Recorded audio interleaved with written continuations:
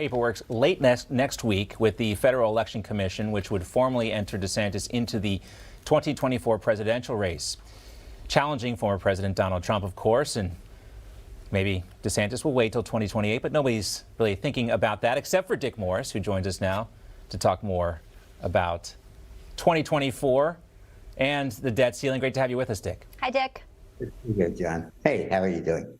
All right, Good. So Dick, you were on Rob Schmidt Tonight this week, and you said DeSantis has a better shot of running for president in 2028 than he does in 2024. Tell us about that, because a lot of people think about the Chris Christie folly that played out. He waited till he was out of office. What would Ron DeSantis do in those 2 years he were out of office? Well, those wouldn't necessarily be fatal.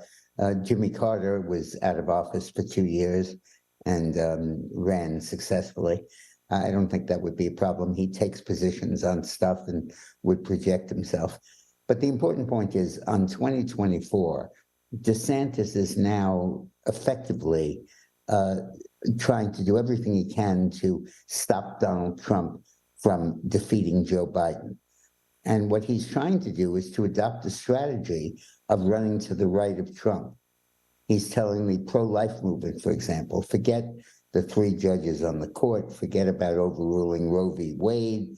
You should oppose Trump because he doesn't support my bill, my proposal for a heartbeat bill on abortion, which means that if you can detect a heartbeat 6 weeks after pregnancy, you can, at that point, you can't have an abortion. And most women say, I didn't know I was pregnant then. And the standard that the American people have congealed around as a consensus is a 15-week deadline. And DeSantis is trying to squeeze Trump to the left on that issue, but squeeze Trump from the right on that issue. And it's really potentially has the chance to help Joe Biden. Well, by all accords right now in reporting, it does look like it will not be 2028. He does not want to wait. But something that does have a deadline is that debt ceiling, Dick. Let's talk about this, because you said this week that the whole thing about the debt limit is a totally fabricated alarm. And, you know, this June 1st date thrown out by Treasury Secretary Janet Yellen. Walk us through why you are calling this debate actually a con for both Democrats and Republicans.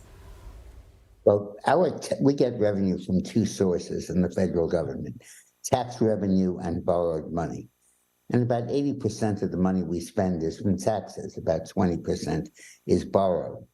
The amount of money we get in taxes will continue to flow, whether we're allowed to borrow more or not. It's only the borrowed portion that would be cut off. So of our $2.7 trillion of tax revenue, we would continue to get all of that. And the debt service amount, the amount we have to pay to avoid default, is only about $300 billion. It's less than a tenth of our total, only about a tenth of our total receipts from taxes. And when you look at the rest of the budget, the Social Security budget is about $700 billion. Medicare is about $400 billion. Veterans is about $200 billion. And defense for the balance of the year is about $600 billion. Put all that together and you can spend it all. You can pay for all of that without borrowing a dime and still have $500 billion left over. Mm-hmm. The deadline of June 1st means that if we were to spend all the money the federal government wants to, every department and every program, you would run out of money by June 1st.